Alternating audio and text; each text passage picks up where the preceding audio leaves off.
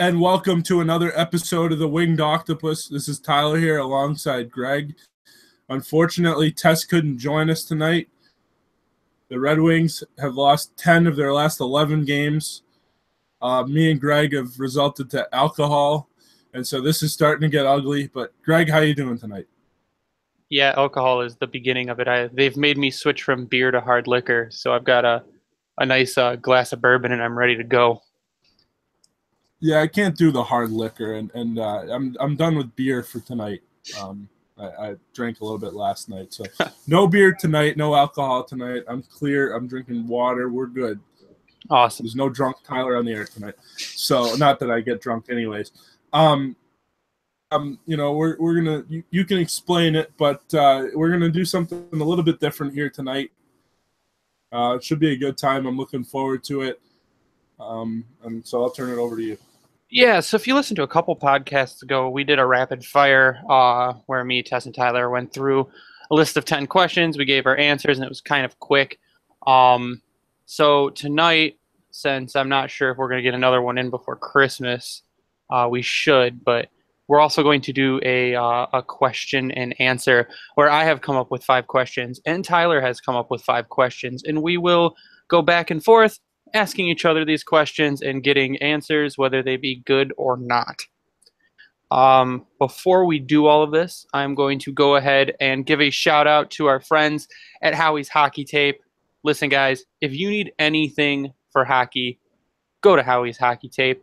Howie's Hockey Tape is from the great city of Grand Rapids. They give hockey equipment to the NHL, the NCAA, AHL, and the OHL. Anything you need, they've got it. You need some tape, they got it. Visit howieshockeytape.com or howieshockeytape.ca and use the promo code WINGEDO, and you will get a 10% discount because it's Christmas time and we all love saving money. Absolutely. Right. And they have the best tape in the world. When I play, I use it, and I've been playing a lot more hockey lately. So, Howie's, thank you. They've got the premium of the premium tape. Absolutely. Got some nice shirts. They got some pucks. They got some discounts on pucks, or they did. I don't know if they still do. They do if you use Winged O. They get a 10% company. Discount. They do. Yeah, you do. You're right. You're right. So, everybody going out there playing pond hockey and everything like that, take a look at Howie's. They got some good discounts on pucks. So I think what we're going to do is I'm going to let you ask the first question, and I will answer it, and then we will go from there. It's fine with me. All right. So we've talked about some bad things, and this we're going to start it off on kind of a little bit of a bad subject. Greg, everybody wants to know what the hell's going on with the empty seats at Little Caesars Arena. Why is it so empty, and will they ever be completely full? All right. Well, I'm glad that I didn't ask that question because that was on my list before I crossed it off. Will they be – well, okay, first off, why are they empty? They were empty originally in maybe the first 10 games because people were out in the concourse. People were eating at the restaurants. People were getting beer. They couldn't come in until play stopped, and that was a problem. So they would just go back out and keep moving around. So that's why you'd see them kind of fill up more towards the middle of the second, beginning of the third. Now they're empty because the team is trash. I still think it's a combination now, Greg. It could still be a combination, yeah, of course, but it looks emptier. It looks emptier than it did before. Now, I understand the last game was surprisingly full for the atrocious weather that we had, but we could blame it on high ticket prices and people in the concourse for a while. And now I didn't want to pay $80 to go see them at the beginning of the season. I definitely don't want to pay $80 to go see them now. So the ticket prices are going down if you look at all the second party ticket places. StubHub, I could have went and StubHub and stuff. Yeah, I could have went and watched them lose to Boston for $34 lower bowl last night, but yeah, I think I'm all set with that. Although I'm spending $100 a ticket to go see them play in Boston, so I'm the idiot, right? So I mean, they might win, and let's see if they win. But they got to win one game. They gotta have win a not. game. They're 1-6-1 in Boston since they've moved to the East, and that's not counting the playoff series that they lost in 5 games. All right. Well, maybe they won't. Maybe they won't win. Are you gonna be? You're gonna be wearing a Wings jersey? Well, yeah, of course. Kind of fan am I? All right. So I think we'll move on. Does that answer suffice? You like that answer? Yeah, I like that answer. That's exactly what I would have said. Yeah. So we'll move on to mine, and I'm gonna start kind of mild. Now that you've seen the streak that we've been on, this losing 10 of the last 11 games, how many points do you think the Wings end the season with? Oh wow, that's a good question. What are they at right now? 20. Are they even at 20 right now? Yeah, they've got at least 20. Hold on. I'll look it up real quick. They're at 29 right now. I'm sorry. 68. 68? That's that's real low. That's I'm pretty sure if we only got 68 points. Maybe 70, 73. We'd be, if we get that, even that much, I feel like we're in the bottom 2 in the league. We're down there with Buffalo. I'll take it at this point in time. The way they've been playing, I mean, they deserve it at this point. And you know what? That may end up coming at a very good cost. You might end up getting, off or Rasmus Dahlin or any of those other kids that are up there right now. Yeah, if you've seen my Twitter lately, about every day I post a GIF with a bunch of ping pong balls. Every time they lose, I say, bring on the ping pong balls. I love it. I've seen it. Yeah, Ken Holland's going to be able to fill his mansion with ping pong balls by the end of the season. Yeah, I don't know that Ken Holland will be having that job too much longer, but no.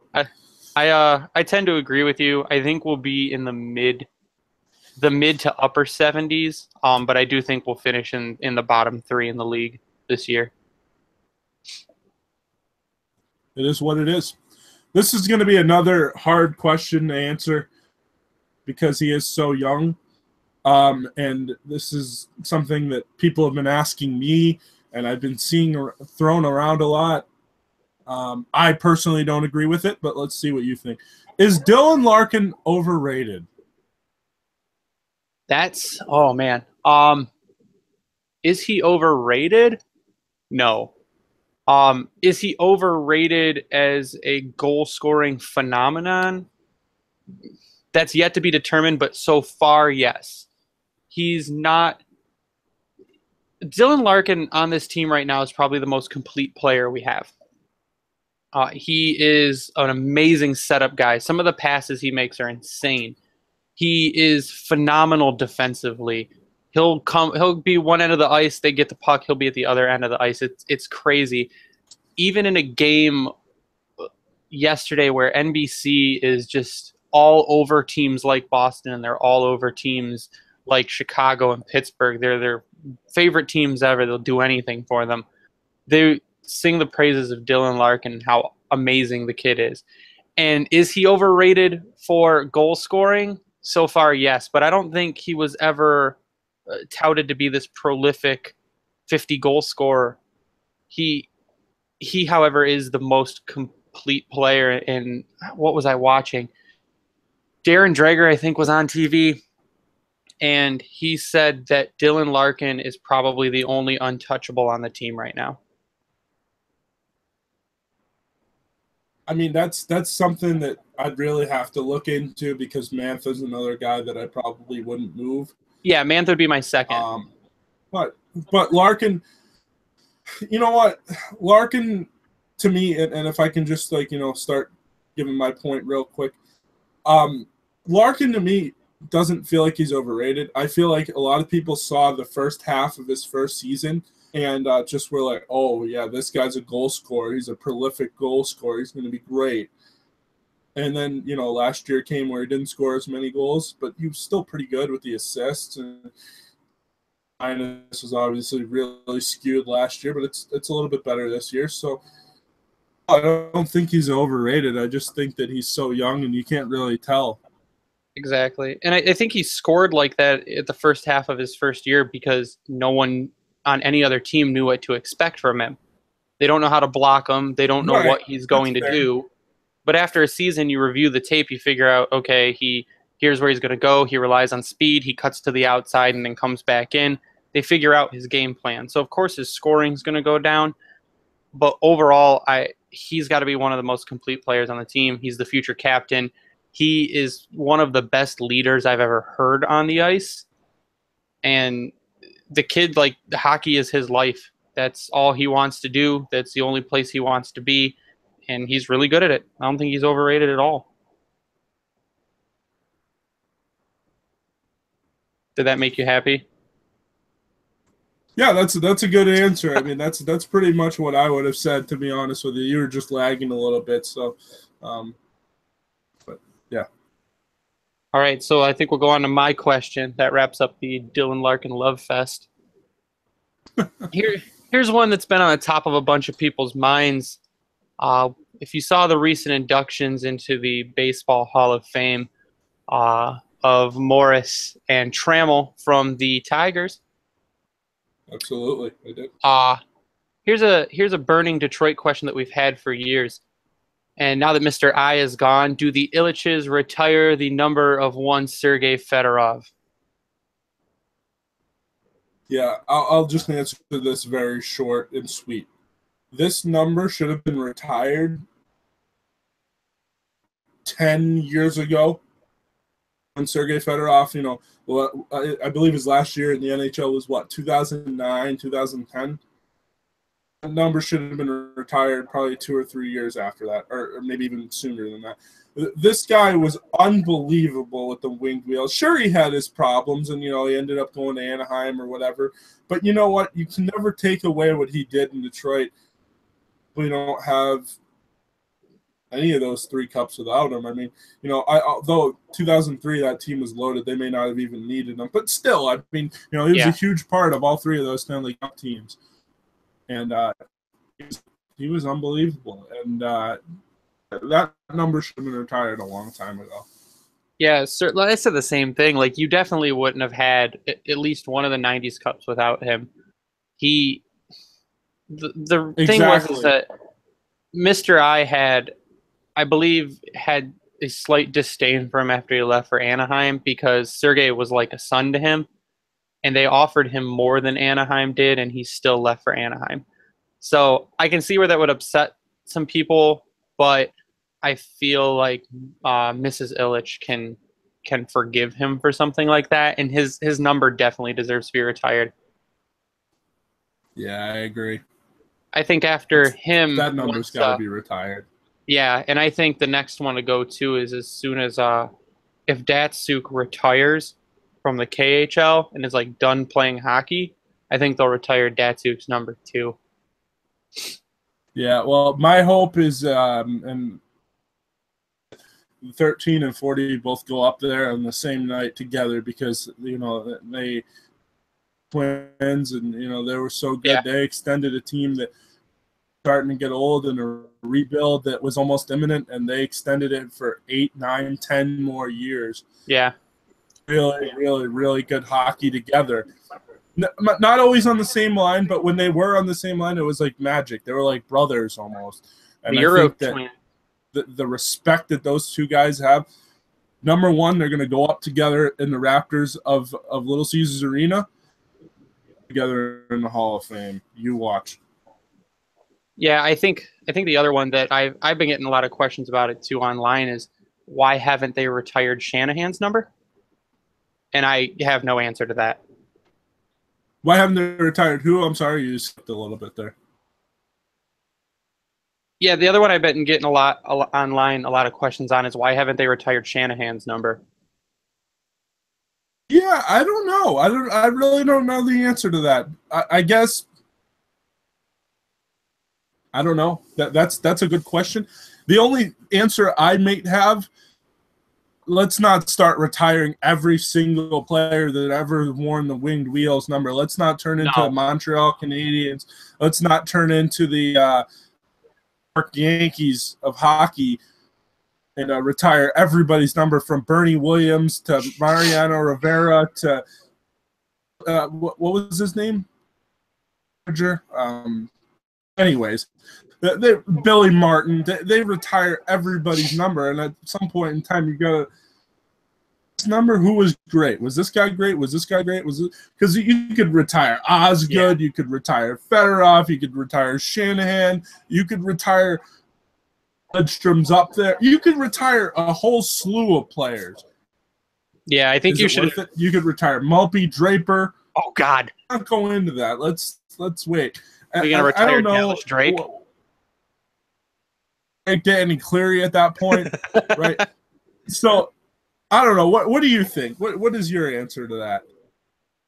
Yeah, they need to retire Fedorov. My answer to the Shanahan thing is he was instrumental also in those 90s Cups. I think you should retire a few of the guys from the 90s Cups teams, because they, without certain ones, I don't think they would have won. Shanahan, I think, should be up there. He's a Hall of Famer. If you're in the Hall of Fame and you're part of those teams, I'm sorry? Shanahan's a Hall of Famer. Okay, yeah, of course. And if you're a Hall of Famer and you were part of those 90s teams, you should probably have your number retired. As should one Chris Osgood. They don't win some of those cups without him, and he was really good. I mean, he got a lot of wins. Go look at his stats. I know he played on the great Detroit Red Wings team. To play goalie, and he was that number either isn't retired or he isn't in the Hall of Fame. I mean, I think he should definitely be in there. Yeah, that's the thing, is Osgood's been a snub for the Hall of Fame just because of the teams he was on, but he still had to win games. So yeah, it's unfair. It's really unfair. Osgood, I would like to look up the numbers real quick, because it's really incredible what he was able to, not even just with Detroit, but with the Islanders as well. I mean, he has some stats, man. You can go on for stats for days, and he played for a long, long, long time, and he still looks like he's young. Yeah. So yeah, I mean, he had solid. I mean, depends where he was, but he had over 9.1 save percentage from 94 to 99. He had a 907 in 99 2000. He was in the 90s all through the Red Wings. He dropped with the Islanders and Blues, and then when he went back to Detroit, he went back up. So yeah, he also has 401 wins, and his career goals against average is 2.49. Yeah, I think he's the second best Detroit goalie past Sawchuk. Yeah, so he was remarkable. I think that deserves to be in the Hall of Fame. Yeah, me too. And then the playoffs, he was 74 and 49. Yeah, that's insane too. That's unbelievable. And it is your turn for a question, though, sir. Yes. I'm sorry. We got off a little bit on the tangent. So my next question is, what the hell has happened to Danny DeKeyser? Before he was really good defensively, wasn't great offensively, kind of a weaker guy. What the hell has happened to him? He is a train wreck. I think the city of Detroit turned against him. I think his morale is shot. He is not confident anymore because he's not really doing anything. Winged Octopus actually yelled at me for making fun of him.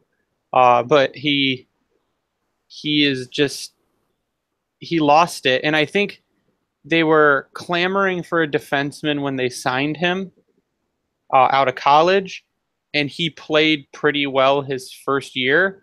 But first 2 years. I think I think that's his ceiling. He was never really super offensive. Sometimes they pair him with Eriksson, which doesn't help at all. No. I think lately they've been pairing him with Nick Jensen, but I don't like that pair either. The thing is we have no good defensemen besides Mike Green and Daly. Daly's been solid. Daly has been solid. Yeah, so DeKeyser's whole thing is I think he lost his confidence. And I think he hit his ceiling. Confidence and ceiling. Yeah, I mean, he's not a million times better than he's played. Of course, he could be better defensively, but he's not the kind of defenseman that's going to score you 20 goals, and he's not the kind of defenseman that's going to be crazy forward. He's not a top line defenseman. He's a bottom four pairing. See, I even think that he could be a top four defenseman, but he was really good with Quincy. As much as we gave Quincy shit, both of those guys were responsible defensively. When DeKeyser went up, Quincy stayed back. When Quincy went up, DeKeyser stayed back. And like it kind of worked there. And yeah. I think DeKeyser, when he was at his best, he kept plays simple. He had excellent gap control. He really didn't get beat too often. When he turned the puck over, it wasn't often. I mean, obviously, he wasn't sure-handed like Nicholas Lidstrom. Nobody is.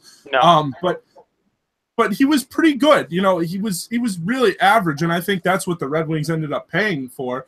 Yep. Obviously, they're going to end up paying for that long term. Yeah, I think it's who they pair him with is not helping him. No. And he's an average defenseman. He's not elite.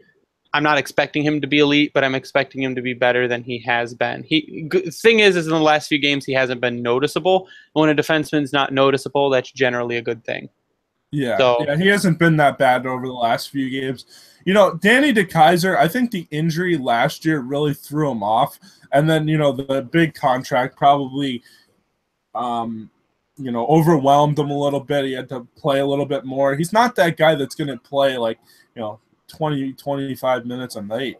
That's absurd to ask of him.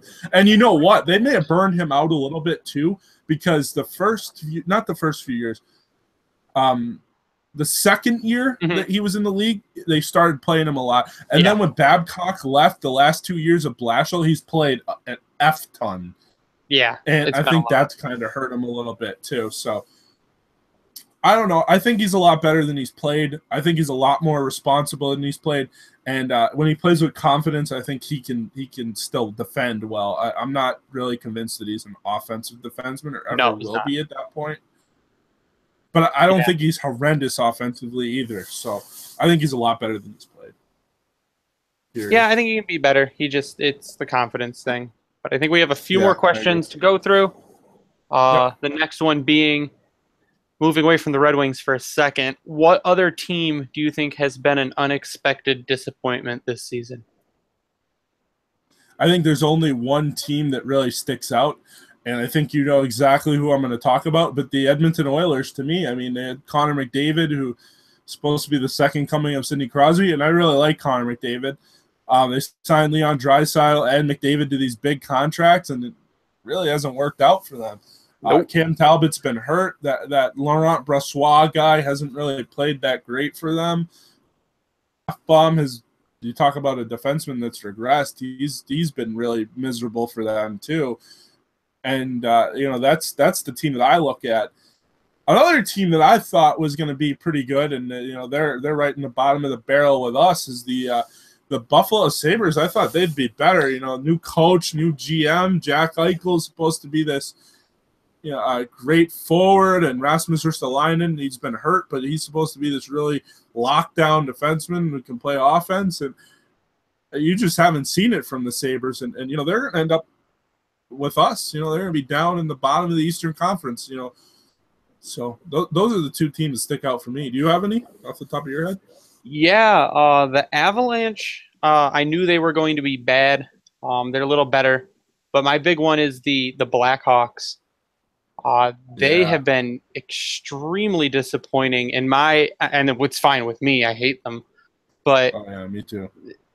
Who would have thought that the loss of Artemi Panarin would have affected them as much as it has? And oh wait, everyone knew the loss of Artemi Panarin would have affected them like this, because he was Patrick Kane's setup man.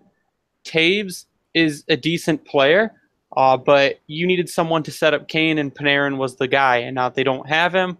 They're in the bottom two? I think they're in the bottom two right now. Yep, they are in the bottom two, right above the Avalanche, and only 5 points above the Avalanche. The other team that came to my mind was the Penguins are having an up and down season. They are just as bad as the Blackhawks. They are in third, but that's because the Flyers and the Hurricanes are pretty bad too. But you've got the Rangers, the Islanders, the Devils, the Capitals, and the Blue Jackets ahead of the Pittsburgh Penguins. Yeah, So it's crazy. So much for their three-peat. I think that's out the window. But they honestly, both of them could miss the playoffs this year. I'll tell you another team that's really surprised me that I thought they were going to be much better, and they played better as of late. But the Montreal Canadiens, I thought Montreal, Carey Price coming back, and they got some younger players in there, and they brought in Jonathan Drouin and shipped out Sergachev.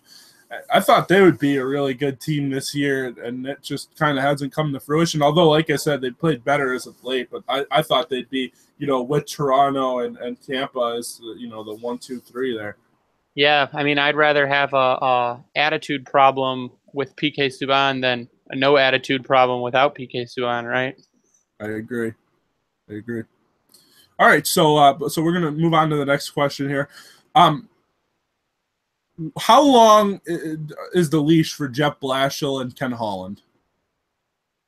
Oh God, not long. I'm assuming that Holland is going to be gone before the end of the year. I think Blash goes with him. I think what they need is a guy that hasn't really coached at an NHL level, but has shown. Now, I don't want to say another Jeff Blashill, but they need to pull someone from outside the organization, but they also maybe need to pull someone that maybe hasn't coached past a junior level, that maybe wasn't an AHL coach. Pull someone for our coach like Arizona pulled Chaika to be GM. Pull someone like that to be our coach. I think they're both on a very short leash. I think Holland is probably on a shorter leash because he's put us in the cap hell that we're in. Yep, absolutely. But I think they're both short, and I think they're both gone at the end of the season, if not before the end of the season. And actually, that was my other question, one of my other questions, so you can answer it too. I have a quick follow-up question for you, though.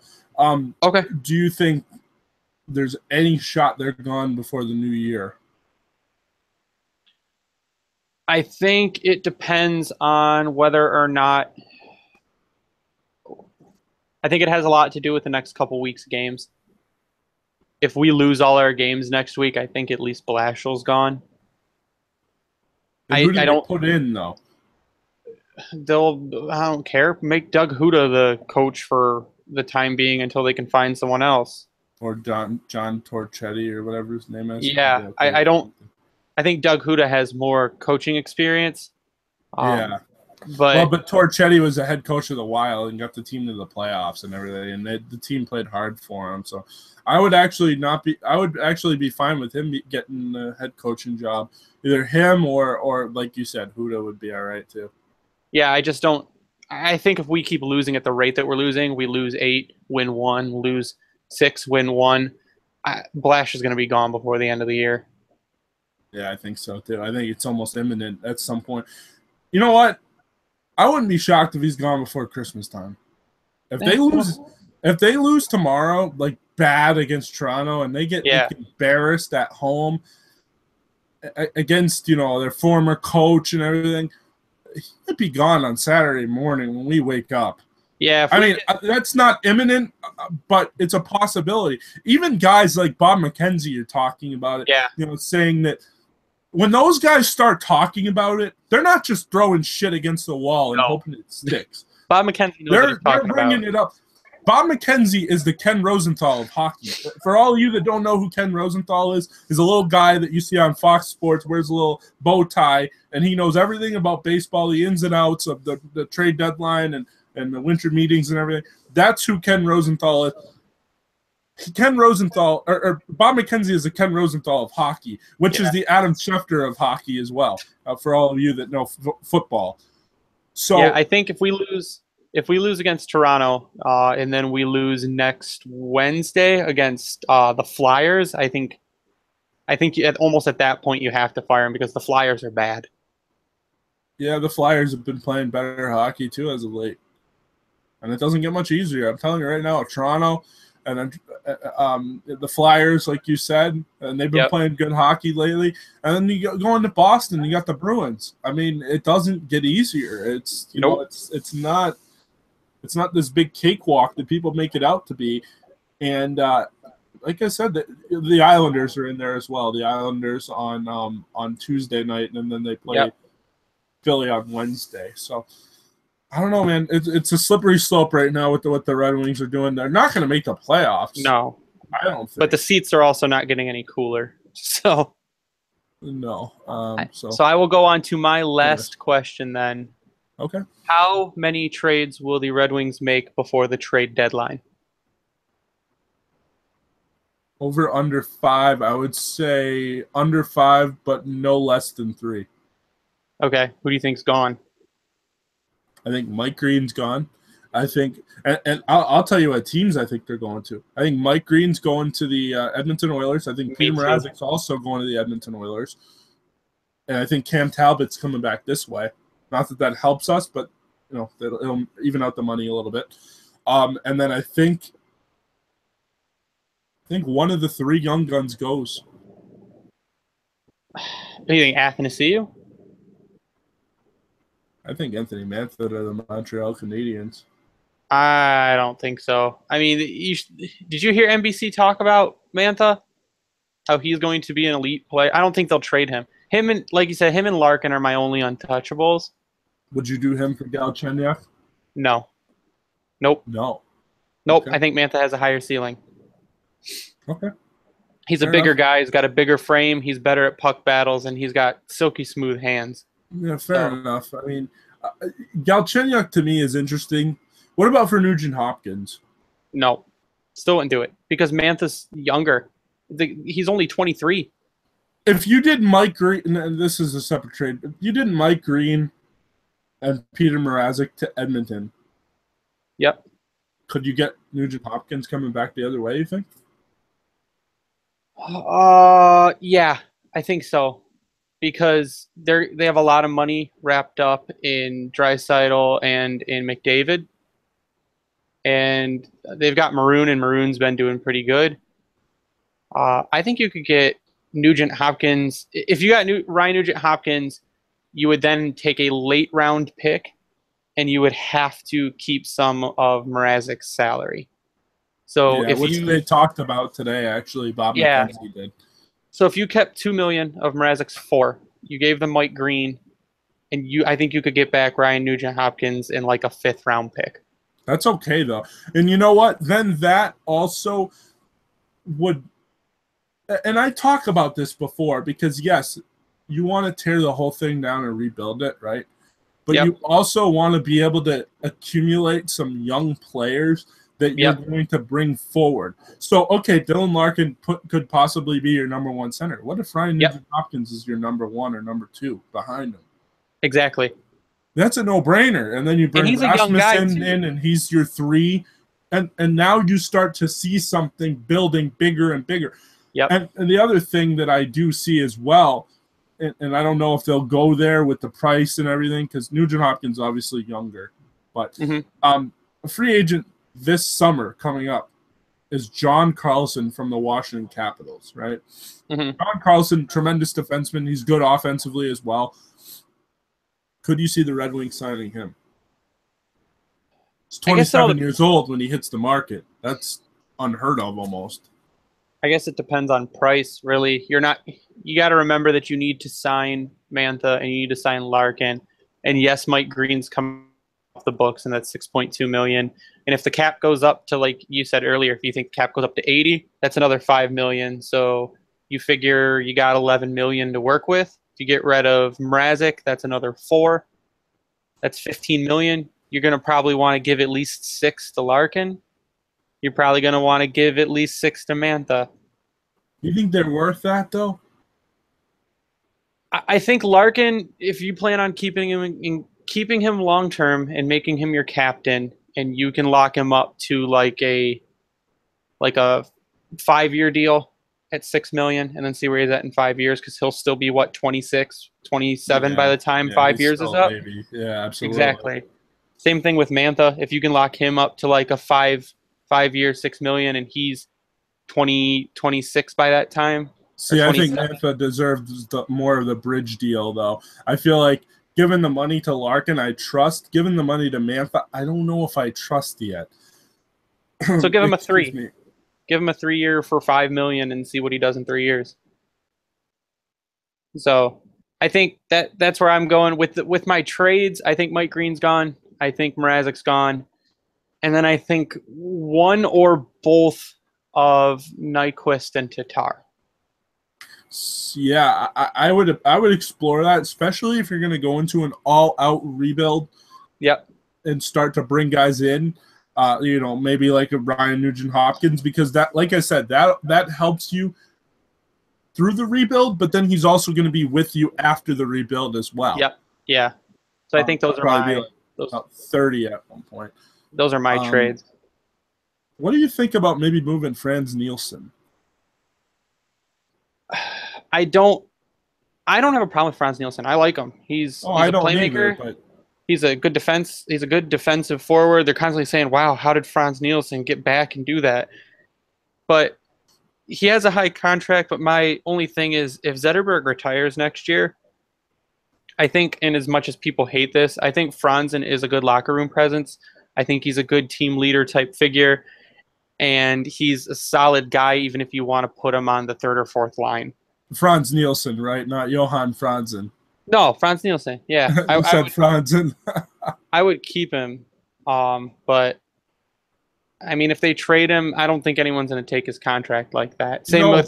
No, but can you eat half of it though? I mean, you eat half of it, you're still eating $3.25 million. That's okay. Sure. I mean, it depends on what my return is. If I'm eating 3.25 and you're going to give me a 2nd round pick, okay, I guess. If we just get a crap ton of picks, and this next draft is real deep.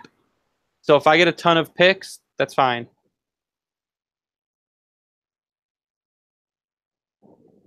Yeah, I mean, to me, it just comes down to them trading the right guys, and do they even trust Ken Holland to trade any more guys than they already? No, and I think that's why Holland doesn't have a real short leash. I think a lot of upper office may be making deals, and that's why I don't know if they get rid of Holland before. But if you get rid of Holland, who's going to be temp GM? And that's the other question, but that's too long to answer for right now. We'll have to save that for – we could have a whole podcast about Ken Holland. And I'm sure we will at some point. Do you have any other questions or anything? No, that was my last one. Okay, I have one more for you. All right.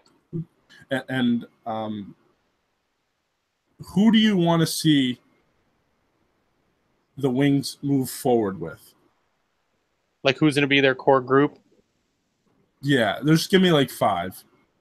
I've only got 2. I've only got Larkin and Mantha.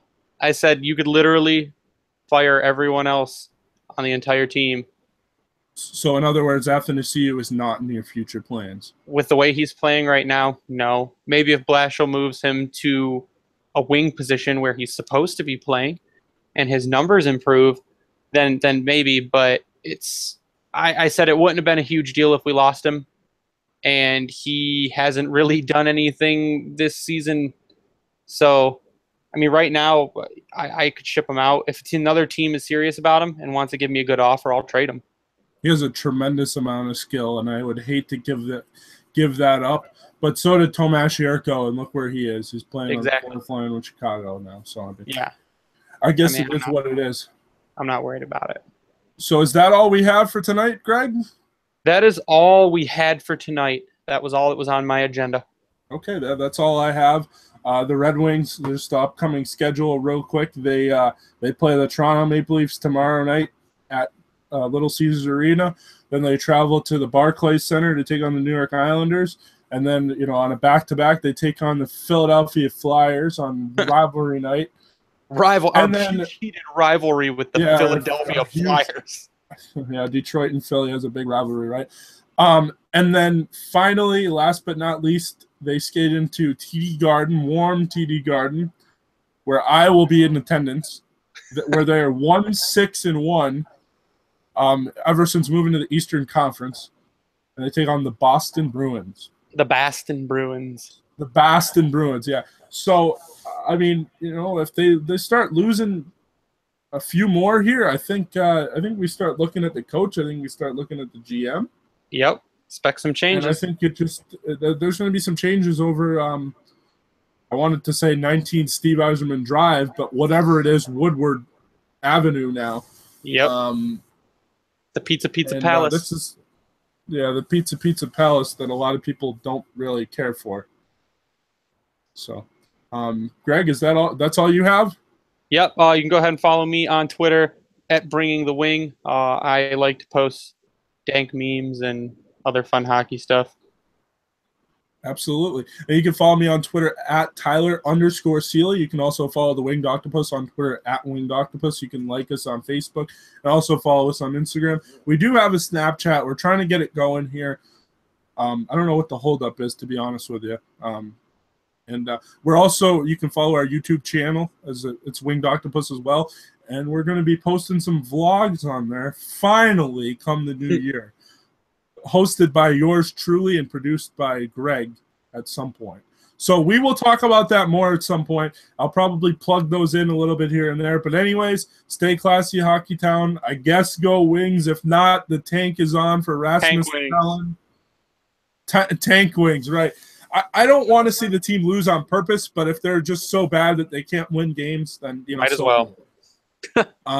Anyways, stay classy, Hockey Town. Everybody have a Merry Christmas and a happy holiday season. We're probably going to do one more, but in case we don't, everyone have a safe and fun holiday. Stay classy, boys and girls.